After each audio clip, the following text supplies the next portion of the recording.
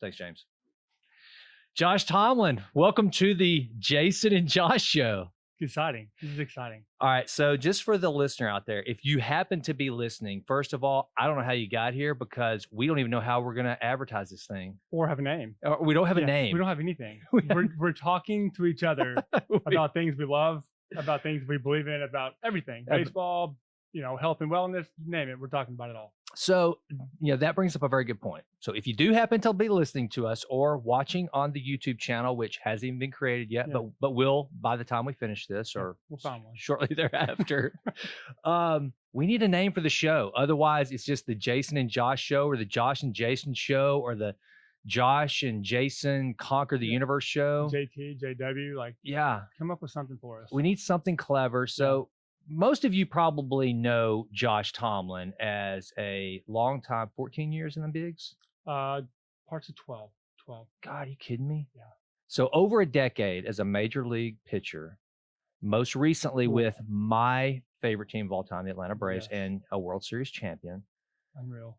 And I graduated third grade. I mean, what am I going to say? Hi, and I'm Jason.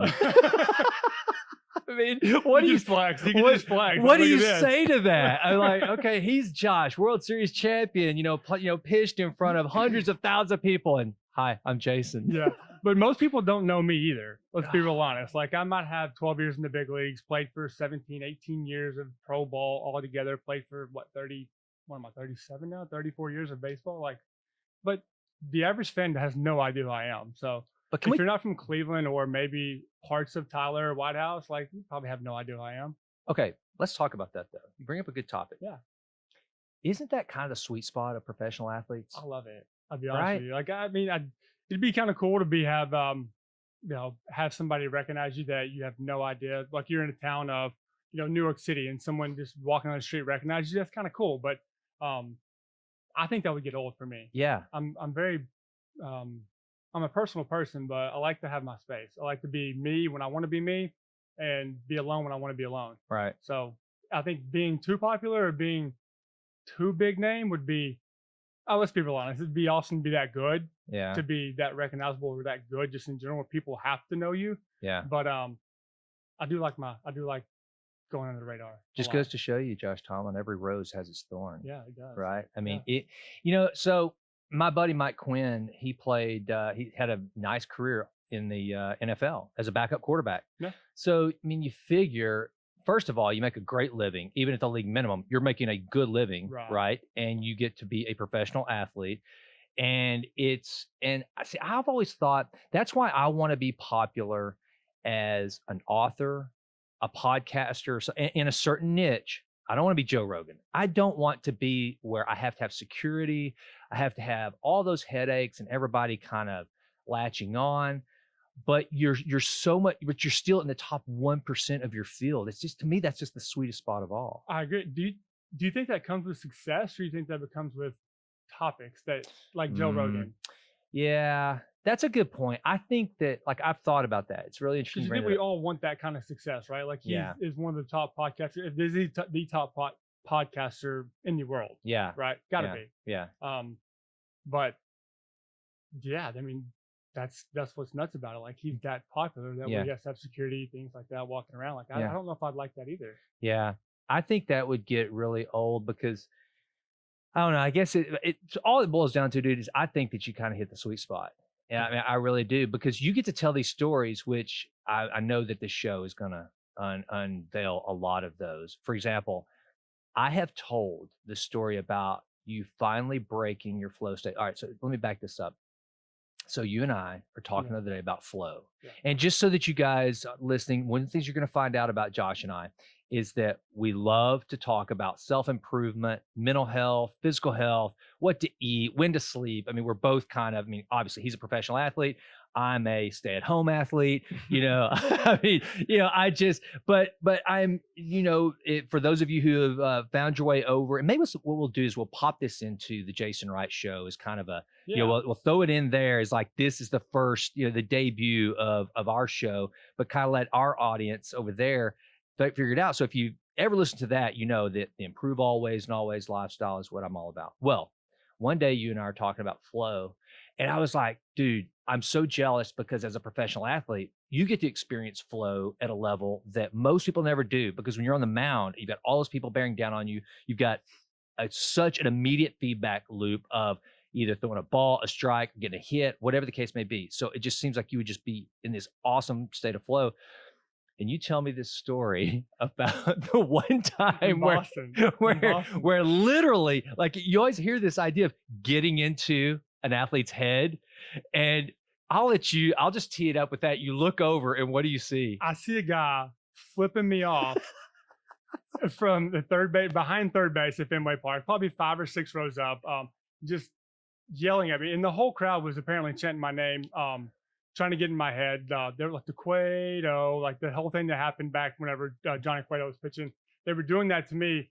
Game 3, the ALCS. No, ALDS. We were going to ALCS to go. We ended up sweeping Boston that year, 2016. But I come set. I'm facing Sandy De Leon, and I come set and I look over, and that's the first thing I see. Guy on base. I'm coming set and I look, and I can see this dude flipping me off, and I'm like, oh. And I just see it, and I had to take a step off the mound. I'm like, holy crap. And then I started hearing everything. Immediately, didn't hear anything that was going on, didn't see anything that was going on. One thing I had in my mind is I'm about to throw a curveball to De Leon right here. Try to get him out because I think it was Benettini just hit a double, and I don't want to be taking out this game. We need to win this game to get to the AL championship to try to get one step further to get in the World Series. So the whole thing is going on in my head. I got to execute this pitch. Come set, I see that, and it completely throws me off. And I've never done that in my entire career. Gotten to a point where I'm like, what the hell just happened? And I can see this guy doing it. And then I step off, gather my thoughts, and I can hear everything. I'm like, okay. It's kind of like that show for Love of the Game where you clear the mechanism and it won't clear at the time because you got so many other thoughts going on. That's exactly what happened to me. And I think we talked about, I didn't understand the whole loop of being in the flow, like immediate feedback loop. Most people search for that, or they, like you talked about, somebody wants to lose weight. The feedback loop's not for another month, 30, 60 days potentially. So people end up not being able to get in that flow state and stay in that flow state. Athletes do have that luxury of having immediate feedback. And I got immediate feedback, but not the immediate feedback I wanted. I was like, what the shit's going on right now? I was like, oh God. Like, you just caught me off guard. I was like, dang, man, like I'd never felt that before. But I understand how athletes that can't get in that flow state can get rattled by that, because it threw me for a second. Ended up getting the guy out, but it was for a second there. I'm like, dang, I gotta focus back in, lock it back in, Josh, son of a bitch, dude. You gotta go. Dude, well, the thing is crazy about that. So one of the things that really struck me most about the first ever golf tournament I went to, okay, like you will never see me on a golf course. I hate golf. It's a great sport. I admire the golfers. I'm so bad at it. I don't have the patience nor the money to spend on golf to ever be good at it. So to me, it was always miserable. But I enjoy, like, if I ever go to a golf tournament. I'll never forget the first time I went to the Masters, and I followed Tiger for a while. And you could always, back in those days, it's like 02, 03, something like that. And so there was just this huge crowd of people. And then whenever he would go to tee off, all these people just bearing down on him. Oh, it's nuts. Watch it. And then they're a little further from the pitchers now, but still, you've got all these people watching what you're doing. I mean, it's like, not to mention everybody on TV, because the camera doesn't fixate on the whole entire field. It fixates on one or two things: pitcher, catcher, hitter. Exactly. Right? Couple things. And not to mention, it's the lonely. We do talk about this all the time. The loneliest place on a baseball field is the mound. Oh yeah, it's the loneliest place in the world. In sports atmosphere, in my opinion. Maybe like a free throw or something like that. But I mean, you're there, and the game doesn't start until you throw the pitch. The next at bat doesn't start until you throw the pitch. The next play doesn't start until you throw a pitch. Right. Nothing happens until a pitcher does what he has to do. Period. So everybody is waiting for you to do what you have to do. Yeah. And that's why I think I worked so quick my entire life, because I don't like people waiting. I don't like to wait myself, for that matter. But it's nuts. I don't like to feel that whole anxiety of, okay, I got to get the ball. What's going to happen next? I don't like to think about what's going to happen next. I like the results are going to take care of themselves, right?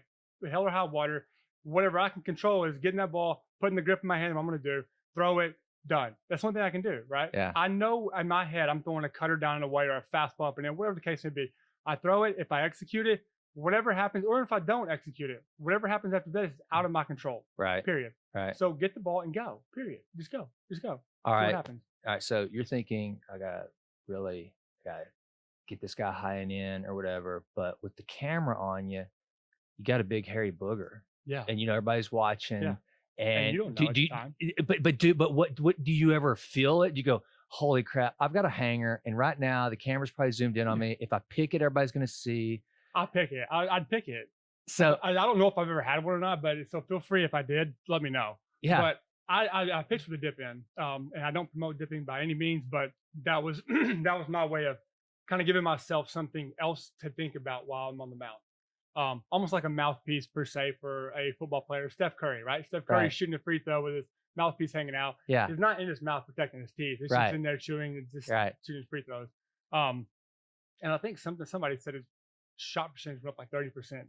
It was 30% better when he had it in. Yeah. So we just kept doing it. But so I'm sure there's times where I've smiled, laughed at something, and I have this dip hanging in my teeth, or like I spit and my beard, I just like spit dribbles in my something like that. But if I'm disgusting on the mound, my apologies, but I never claimed to be a good looking guy.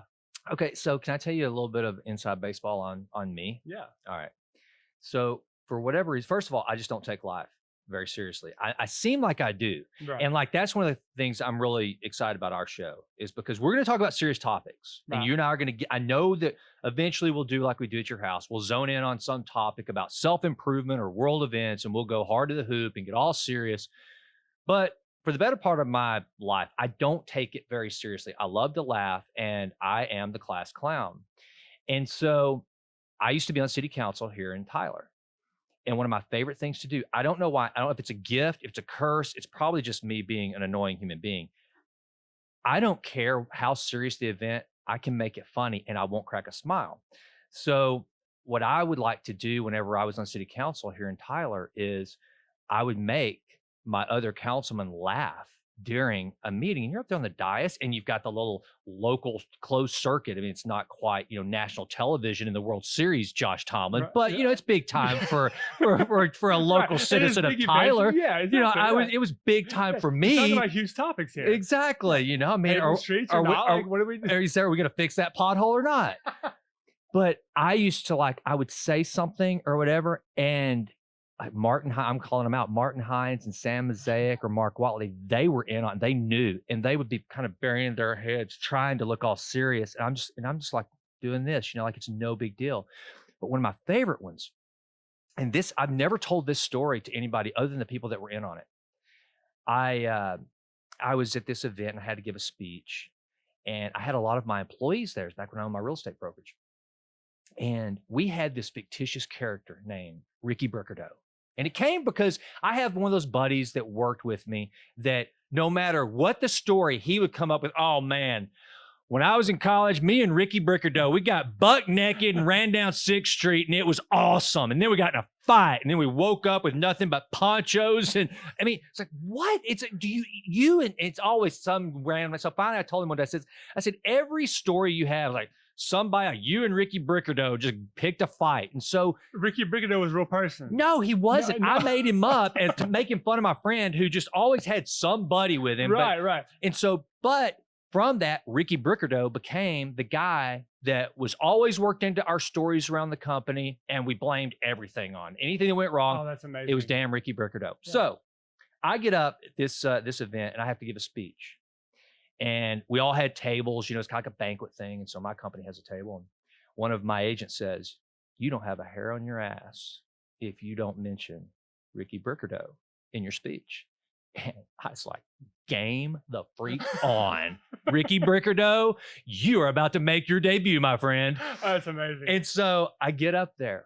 And of course, I'm a real estate broker at the time. And I'm giving this speech about, and this is such a great industry, does great things. And as a matter of fact, I had a rookie agent come interview with me the other day. His name was Ricky Brickerdow. And I go on and talk about the passion that Ricky Brickerdow was entering the real estate industry with.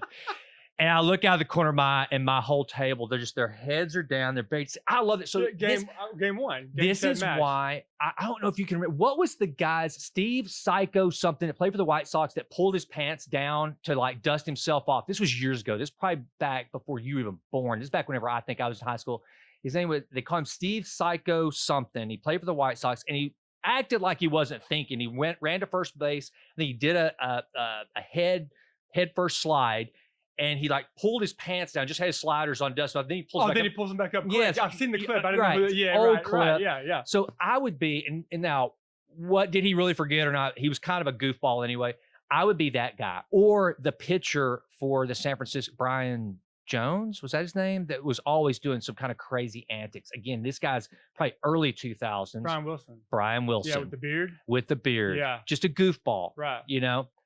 I would probably be that guy. So managers would either love me or hate me because I would be a goofball. There's no in between there. Exactly. With managers. Like you either get the new school guys, they're like, okay, we can put up with it as long as you're doing well. Right. But then you got some old school guys who are like, you know what? Knock this shit off. Like, yeah. You're putting a target on your back. Exactly. I agree with both of them. Like there's a whole like thing about it, but there's no in between. There's no like, okay, just let him do what he needs to do. That's his style. There's not that. Maybe as we're progressing in Major League Baseball, that might be a little bit of the case. New managers, new ownerships and things like that, like letting you kind of do your own thing. But yeah, when I first got in the league, there was you were either if you had some kind of quirks, you better be producing, and if you didn't have quirks, like you better be a hell of a team guy. Yeah, like one or the other. See, so what you're saying, what I take from that, Josh Tomlin, is that you had a chance. I had a chance. Yeah. I was probably ahead of my time.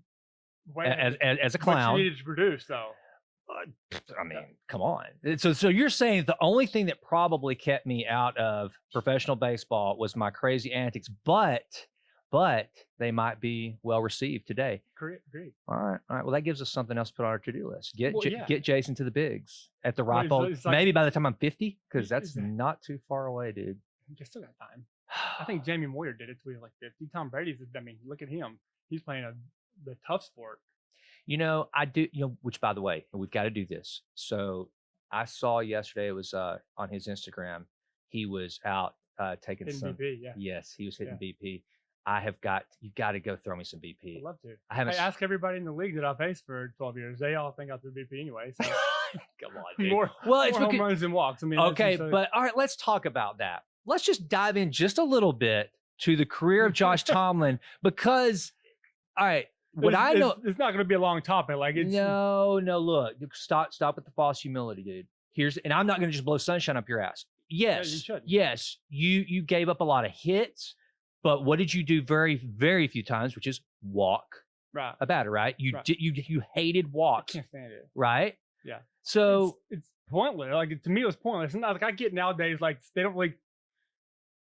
It's not about the walks. Then if you can strike out more than you walk, let on base, then who cares, right? Like, but I didn't have the luxury of throwing 100 miles an hour. It had swing and miss ability in my arsenal. So you know what? Me letting a guy get on just to get on, without a purpose behind that guy getting on to face the guy on deck, it ate at me. It absolutely ate at me because just the free passes to me are just why do it? I gave up so many home runs in my career that. Why have a chance of giving up a crooked number in one inning as opposed to potentially just a solo shot? Right. Like my whole deal was like, just earn your way on. Like I get it. You're probably going to earn your way on more than I'm going to get you out, but so be it. Earn it. Yeah. At least earn it. Yeah. But see, I appreciate that. That's the thing. That's why I want to bring that up, is because, another thing though, what makes me feel confident, because I know your control of the ball, is like, I don't have to worry about getting hit in the freaking gourd whenever we go do some BP. Yeah, well, they took away sticky stuff, so maybe all right. Never a big sticky stuff guy, but it's. Do guys really do that stuff? Do they really like? You need to. They started checking the ball I didn't know that. I don't think until I went to see you play in Colorado. Not the ball. They check the hands and the gloves. Well, but they check everything, right? They do check everything now. Right now, they check the hand. They check the hand more than anything else. And there's a real issue with the ball in Major League Baseball. It really is. Like really? Yeah, I mean, Tom Brady got in that's trouble true. for the whole deflating the ball a tad bit, like a little bit of that. Like I don't know if that's true or not, but apparently it was. But soccer, like there's a regulation ball for each sport, and they don't get to use as many balls as baseball. It's a tough gig, I get it, but I mean, like right now, the ball's not flying like it was last year. And, Yeah. you know, me first getting to the league, the ball wasn't flying like it was 5 years ago. Like there was a whole different change in these balls. And it's easy to see. Like I could reach my hand in a bucket of balls. If you put balls from the time 2010 until as of last year, you put a bucket of balls down, I can reach in there and tell you the different sizes of ball, different types of balls, what year they were. If there's Really? a Manfred or if it's a C-League autograph on it, I can tell you just by the feeling of the ball. You can. It's Hmm. different. And it's weird to say that, but you're putting baseballs in guys' hands that have done this for so long. It's their livelihood. Right. And like the seams would be smaller, some would be bigger. Like it's a whole thing. The balls would be slick as ice. They rub it with mud, Mm. right? When mud dries, what happens to it? It turns to sand. Yeah. Right. Sand is not sticky. Right. Sand is not tacky, right? It's Mm-hmm. not. Right. To be real honest. So, I mean, you get the ball and you have a little sweat or something like that, and rub it down. You can get some grip to it. But what guys were mainly looking for is, and don't get me wrong, people took it way to the extreme with this spider tack stuff and firm grip and things like that, where you could throw a pitch and leather would be on your fingers. That's how much sticky stuff was on it. Wow. Creating different spin rates of the ball makes it spin harder, makes it break further, faster, things like that later. So it made it tough for hitters. I get it. I completely understand. But there's got to be a solution with how the leather is made or what you rub the ball up with. Just put a little substance on it. That way they have a little bit of a grip to it. I'm Yeah. not saying they need tackiness. Yeah. The difference between having a grip and having tacky stuff on the ball, Right. right? But yeah, I think it's necessary for sure. And they don't. I think this is what I noticed whenever I watched you, because I had not been to a live game in so many years until I was in Colorado and went to that game that you got me to, and they only use, like, if a baseball, if the bat touches it, that's it, right? 95% of the time, yes. Not So- like a line drive or something like that.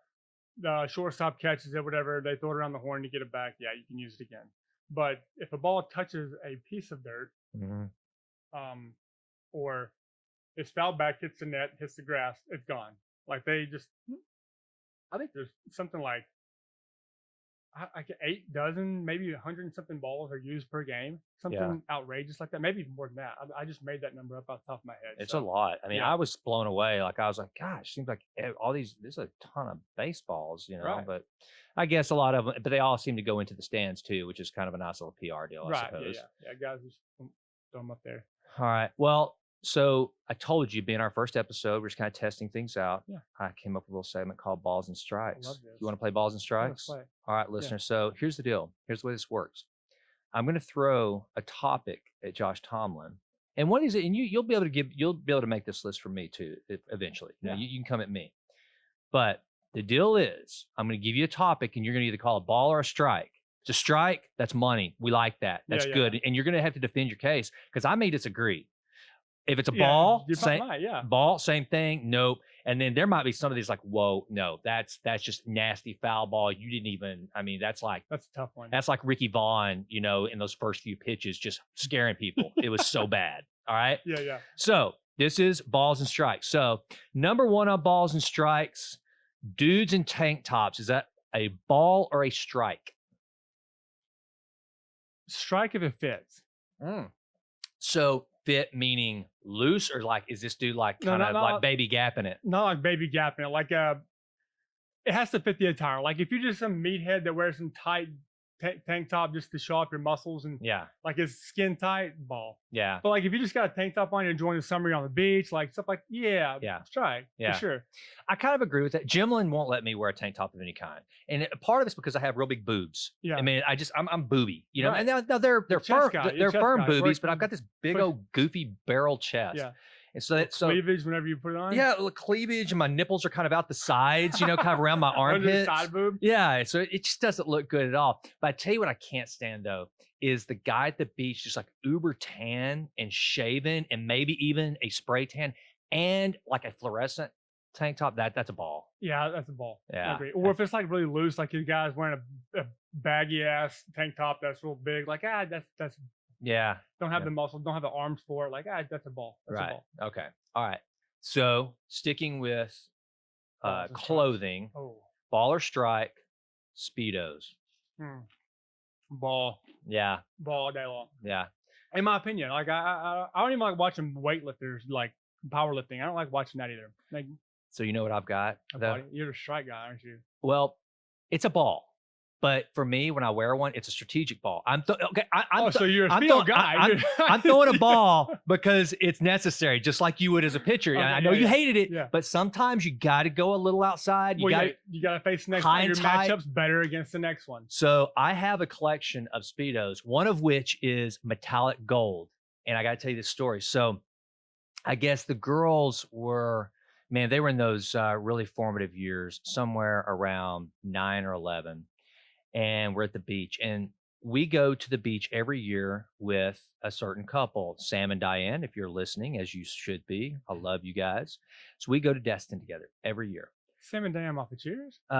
Isn't that funny? They are. This couple, which will be celebrating, I think, their 26th wedding anniversary in July. Even better love story than Sam and Diane, dude. Great. Even better love story. So the first year we ever went with them, they get down to the beach before us, and we get down there. They are dressed like just white trash. I mean, they've got the Bubba teeth in, concert tees from the early 80s with the sleeves cut off jeans. They're like, "Hey, Wright, welcome." I'm like, "Oh, game on. Next year, I'm coming prepared." See, that's great. You need friendships like that. Absolutely. I love that. So that's what set me upon a shopping trip for my very first Speedo, which was an Angry Birds Speedo. So this isn't too long ago. No, this isn't too terribly long ago, dude. Yeah. This is this is less than maybe 10 years ago, less than a decade ago. Angry Birds is that? Yeah, it's that old, dude. I'm telling you. What do you get my age? It gets even faster, dude. It goes even faster. Just get ready, Josh Tomlin. So the next year, I made sure they went down before we did. Mm-hmm. And they're in their seats. And they're wearing normal things at that point. Because this was just kind of like the previous year was like our first year. And so they're being funny. Yeah. But I'm like, you have no idea what you're dealing with. You set yourself up for... Oh, so I go running down in my Angry Bird Speedo, the ties like a medium wife beater t-shirt and flippers and a snorkel, and just start yelling, "Sam!" And my poor daughters, because I have a towel around me, I take the towel off and then go running on the beach. Rylan went one way, Abby went another. Oh, I can't imagine. But this started a trend for me at the beach. Now I've got a gold metallic Speedo. Looks like one of those old wrestlers, like the Von Erichs from the 80s or whatever. Got one of those. And there's something really weird about the texture of the metallic and the way it shows. Speaking of balls and strikes, there's something about the outline of the metallic Speedo. It's like, if you don't want to wear the metallic Speedo in a really cold swimming pool, or you're going to get laughs for a totally different reason. Yeah, not because of the Speedo, it's because of what they see in the Speedo. Exactly. So I would say just the random European dude that rolls into an American beach with his Speedo on, that's a ball. I mean, he needs to learn. It's fine. God bless him, but we just don't do that normally here. Right. But if your catcher says, "Hey, we're calling a ball, bring the Speedo out because it's freaking funny," then it's a strategitic ball. It's 0-2. Hey, get it out there just so you don't give up an 0-2 hit. Otherwise, if you don't know better, if it's not a strategic ball, then it's not called for. So all right. Here's one for you, because this is something that I have just started back thanks to Mrs. Wright. Guys who wear cologne. Yeah. Or strike. Sure. That's a strike. I agree. I don't need to smell your BO. Like if you have BO, like cover it up. Yeah. Like that's a bad though. I don't like I don't like detergent smell. Like I like the smell of fresh stuff. Don't get me wrong, like fresh flowers, fruit, things like that. That's the fresh stuff. You smell. I don't need just fresh detergent or your Bounty dryer sheets. I don't need to smell that. Like I get it. You wash your clothes. Yeah. Smell good. Just smell decent. Yeah. Maybe not. Like men are wearing perfume too. So isn't that weird? That's a thing. That's a thing. Or unisex. It's like, I think Calvin CK1 was the first unisex cologne or perfume. But I'm not sure how I feel about that really. I'll be honest with you. Yeah, I like a musky. I like a man smell that smells like a man. I do. I like the I think my favorite I've ever owned maybe was either Polo Sport or a Cool Water. Davidoff Cool Water, baby. Or Acquadigio. Yeah, I think that's it. The name of it. Yeah. Like that's the kind of stuff like and my wife actually got me some Gucci cologne that I like a lot, but it's stout. Like it's a whole different, when you get those name brand ones like a Gucci stuff, like one squirt is like, whoa, Oh, back up. So Mrs. Wright and I went cologne shopping not too long ago. And again, I had not. I used to wear my signature scent, as I call it, was just the Tom Ford original. Just, I Oh mean, yeah, Tom Ford, that dude, his cologne is just. I mean, it makes you. It's like if you cut your veins, you would bleed. Like yeah, it'd smell like leather or right. something. I mean, it just hardcore man smell. So I loved it. Like But then, sawdust a little bit. Like exactly, just yeah, I I like mean, that. just rugged. So, but I stopped wearing it for a long time. But then I decided I wanted to go, Mrs. Wright, she liked the cologne. So I was like, all right, let's go find some cologne. Well, then I went back over to, Neiman's and we went to the Creed section. And Creed is one of the oldest perfumeries in the world, been around forever. I mean, this is what Winston Churchill wore. This is what Cary Grant wore. This is like serious stuff. And I got a bottle of Creed. And what's funny is I'm like, we don't need to do that. I don't need it that bad. I'll get some cologne, but I don't need that. I'll use another Right. bottle of Tom Ford. And I said, and we discussed how much it cost. Dude, it's like this stuff better do more than just cover me in smell. This is it. And she didn't tell me because she, again, like we talked about on the way over here, when Mrs. Wright decides that she wants me to have something, It doesn't matter what you it think. doesn't matter. Yeah, Katie barred the door. Yeah. I'm going to have it. She's awesome that way, which by the way, happy anniversary, Mrs. Wright. I'm not sure when we're going to air this, but today's our anniversary, as you know. Yeah, and I So- suggested a different day, just so don't get mad at me, Mrs. Wright, please. No, don't worry. She loves you. And, but by the way, one of the things that's funny, apparently she and Carly have had conversations about our marathon brainstorming sessions. Oh, I'm sure they have. It's like, what are they doing in They need to there? do the same thing though. They need to just. I think Carly and Mrs. Wright should do the same thing. Like Yeah. Jimmy and Carly, like, do this too. Like Yeah. about hot tots or about kids. Y'all are both perfect with them. It's healthy. Yeah. It's healthy. Yeah. But all right, I'm with you. I think cologne, if it's the right cologne That's and if right. it's worn properly, then cologne's a strike. And and the ladies, and in our case, we only care about two ladies, Right. yours and mine. If they like it, then more the better. And you know what I've noticed? This is kind of weird. I don't know if there's probably some psychology behind this, but I tend to when I'm dressed in something that I really like and I smell a smell that I really like, I just feel better. I think I'm more productive. You are. I don't know the science behind it, but I'm gonna make some science up real fast. People do it all the time these days. Yeah, Go for it, brother. Yeah, it's like, yeah, I get it. Like, yeah. Trust the science. Trust the science.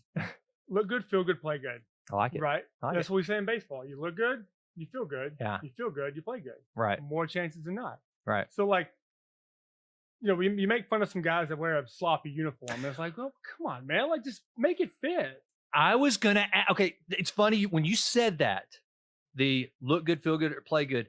I was gonna ask you because I didn't put it on my list of balls and strikes, but I'm glad it popped into my head. I was Yeah. gonna sneak it in there. The uber baggy uniforms. Is that a ball or a strike as a It professional depends. athlete? When he first got into the league, it's a strike. Oh, When I first got into the league, it's a strike. Manny Ramirez started wearing those baggy Yep. uniforms like they go over the boot, like over the Which just- boot cut. I'm sorry. yeah. They go over the shoe, right? Yeah.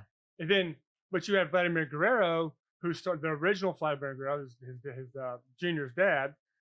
Which, by the way, I should have got him and his son. That happened last year. It's kind of cool to me. Used to tuck him in his pants, high top, and he'd tuck him in his pants, he'd tie him up so it went all the way down. Like guys just didn't want to wear socks or didn't want to wear the high socks. Yeah. But then, like guys even going as far as like Velcro the back of their shoe, then Velcro the inside their pants, or not even Velcro the inside their pants because it'll just stick on the back of them, just to keep them down. Like it depends on if you're a big legged guy. Some of them like to wear them a tad bit baggy just to go over the shoe.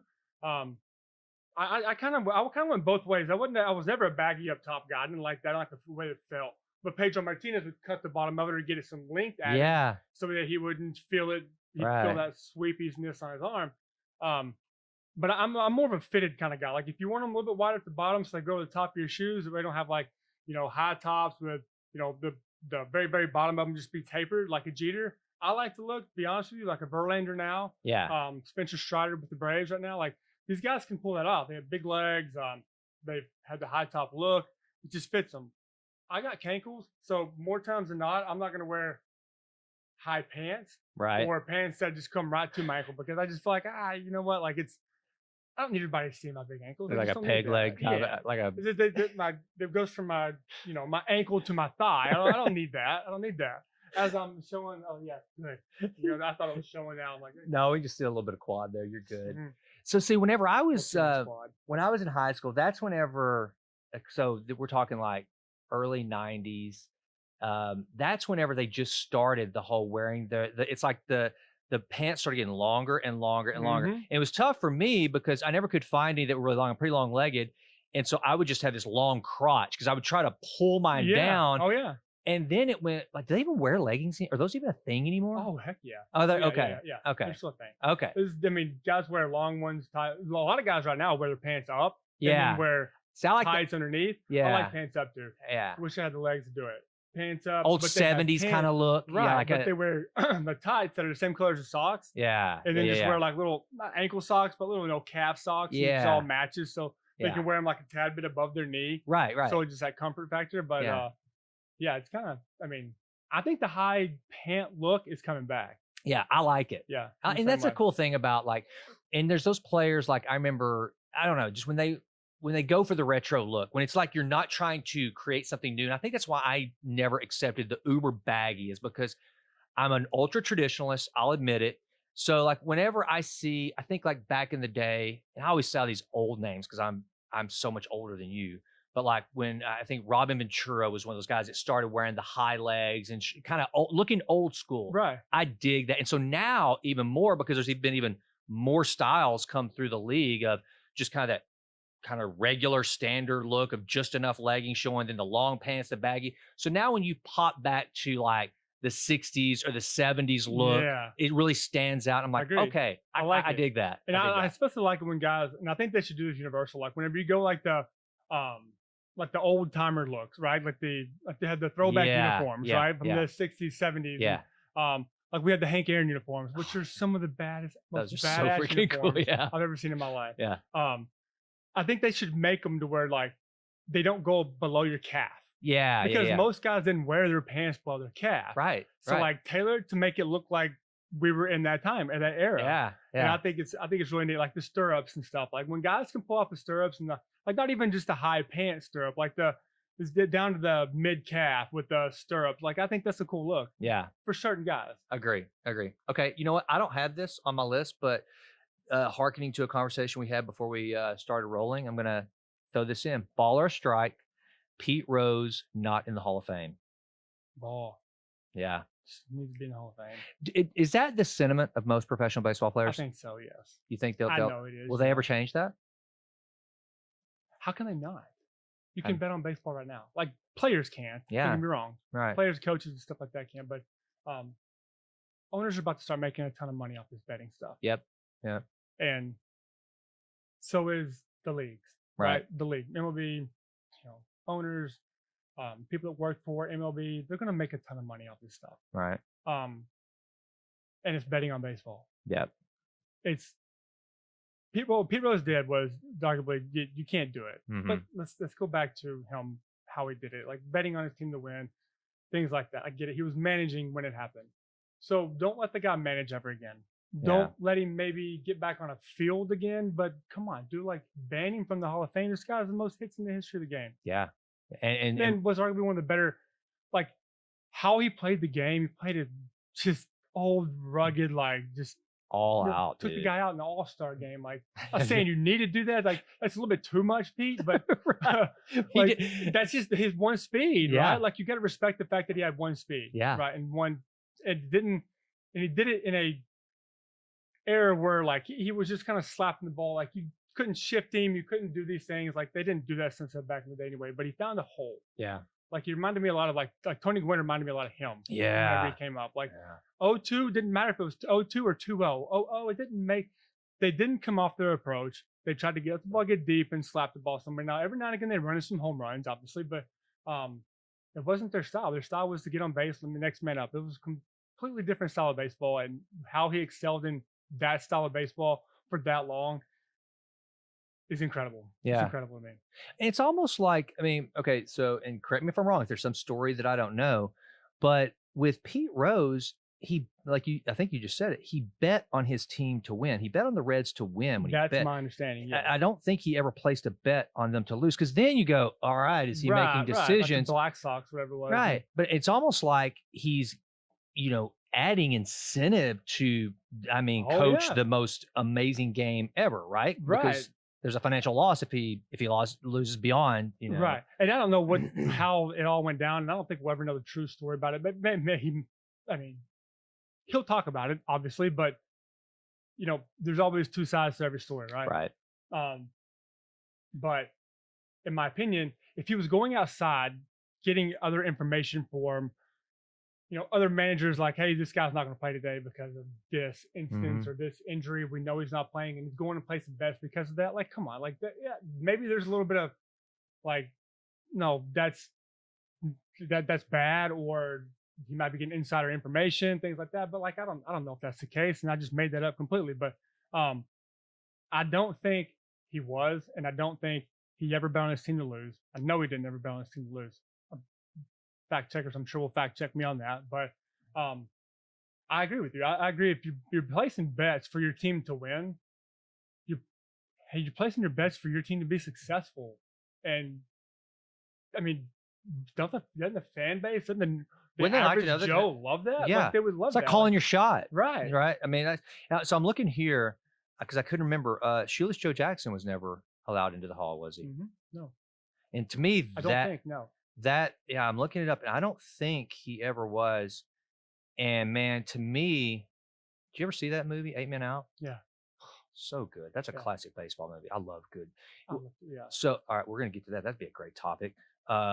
Best baseball movie of all time. But yeah, Shoeless Joe Jackson. That's another one that's just almost. I mean, that one's heartbreaking.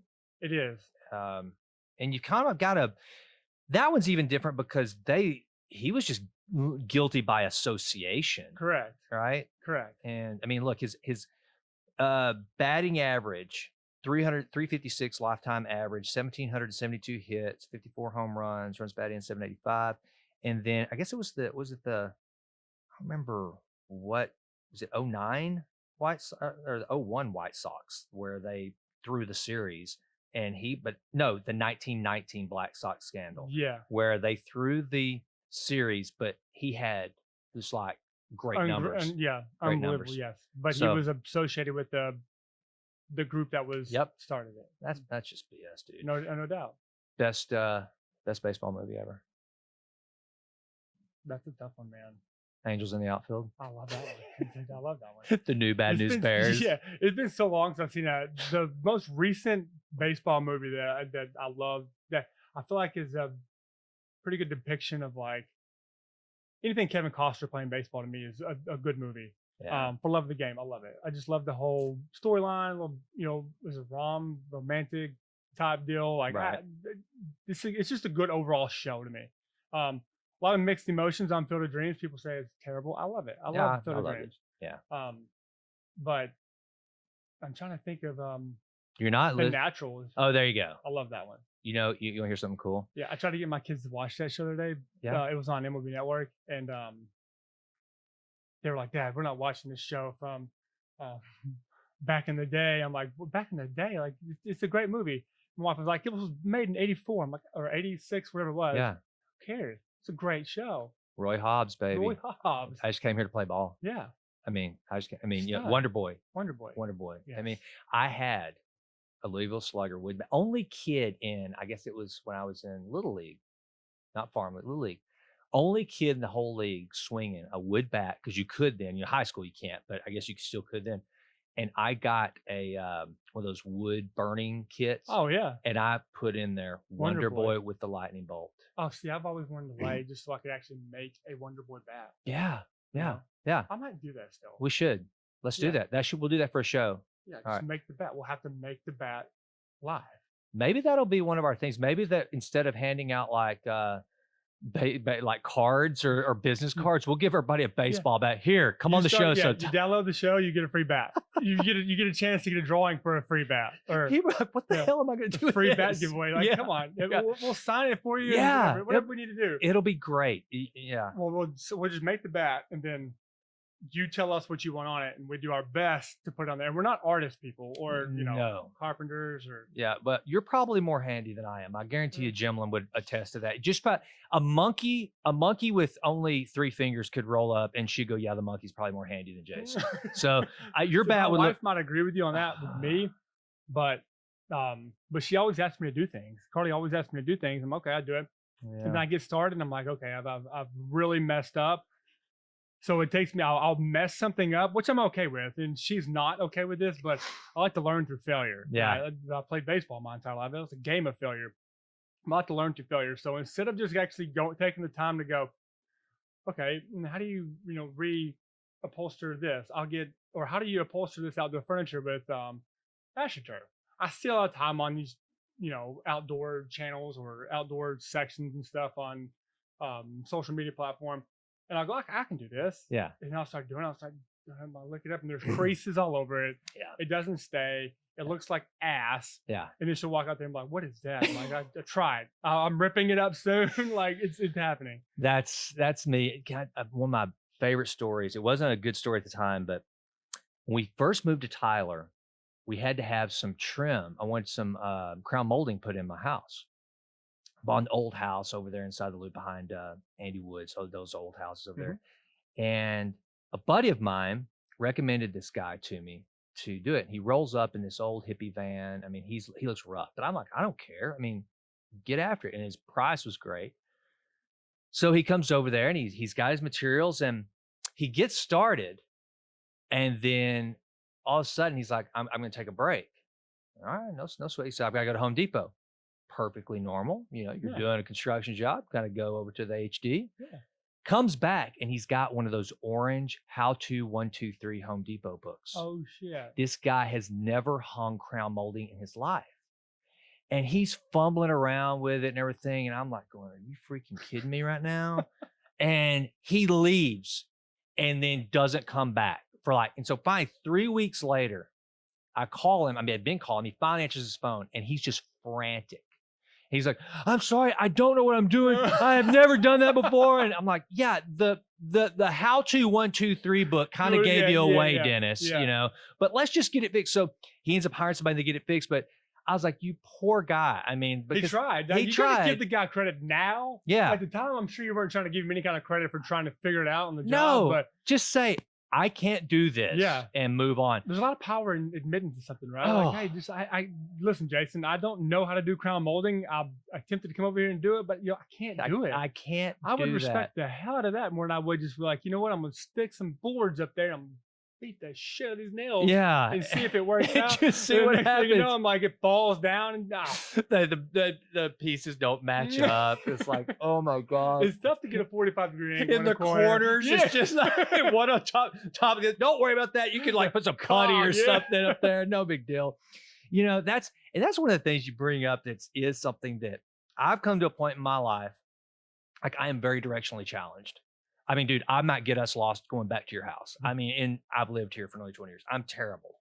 And I used to get so wound up about it. Like if Jim and I were going somewhere, like we go to Dallas and she's got like the senses of a honing pigeon. I mean, she can go one place one time and she can go take a left here. No, take this alley. No, jump over that building and then go around, go through the back door. She's like in Goodfellas, them going through the back of the kitchen, weaving their way in. Oh, absolutely. So that's how she is everywhere we go. She just goes once and she knows I'm the opposite. I can live there for 20 years and still not get around. And I used to be kind of get that. Oh, I'm a landmark kind of guy though. Like it's over by the McDonald's on Old Jackson. Yeah. Like, oh, okay, I got you. I used to be kind of the typical dude, a little prideful. And she tried to give me directions. I'd be like, look, I know what I'm doing. I know where I am. And in my mind, I'm going, God, I hope I really know where I am. Now I have no problem going, you know what? I'm not good at that. Someone else is. And I'm going to and I'm smart. I'm able to redirect and reframe and go, I'm making a smart decision by admitting I'm not good at this and someone else is. And so I'm going to let them handle it. Well, there's nothing wrong with that. There's absolutely nothing wrong with that. It only took me 47 years to realize it, but what the hell? Better late than never, right? Absolutely. I'm just kind of the same with my wife. She's very, very directionally challenged. I'm kind of that way. I don't like to admit I am, but and she doesn't know that I am. She will now, obviously, but she doesn't know. Like she used to put her GPS on everywhere we went. Like Yeah. if we were going somewhere, we could have been going from our house to Fresh, and it would just automatically get in there and just put it in and put it in there. She's better at it now, obviously, but yeah. But it's like, how do people get by? Actually, my dad made me learn with the Atlas. Like Atlas. when we would go to Yes. Destin or we'd go somewhere to Florida, like on vacation. Yeah. He would have this. And by no means, when people talk about like, oh, you text on your phone, never text and drive.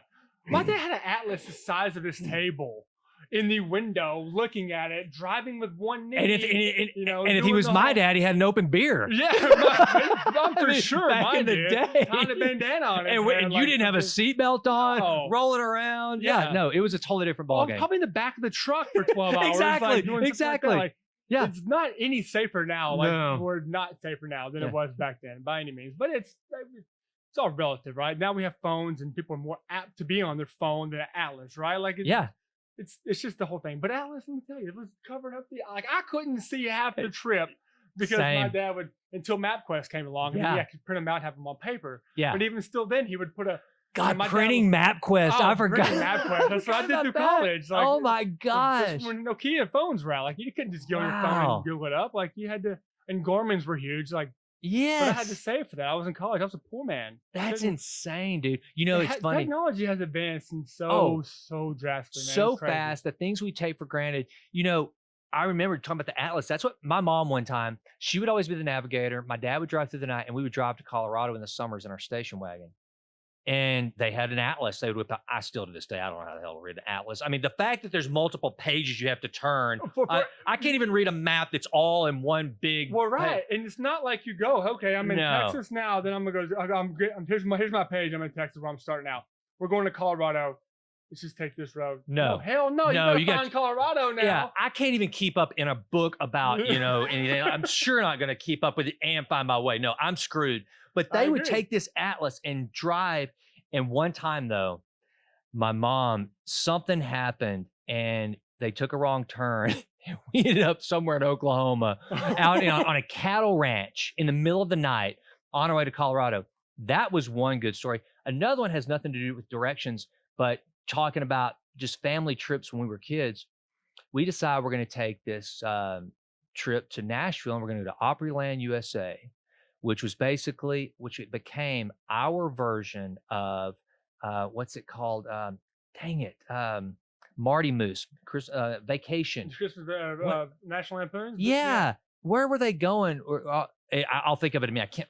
Come on, that's ridiculous. I'm like the biggest vacation fan See, ever. Okay. I am, but I'm not. Like I've seen the movies, but I never remember where they're going or.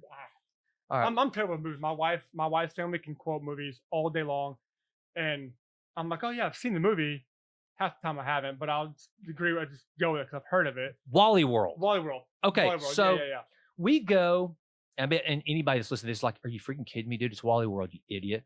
And so Well, I didn't have it either. we drive all the way to Nashville and find out Opryland, USA is closed for cleaning and maintenance. Oh no.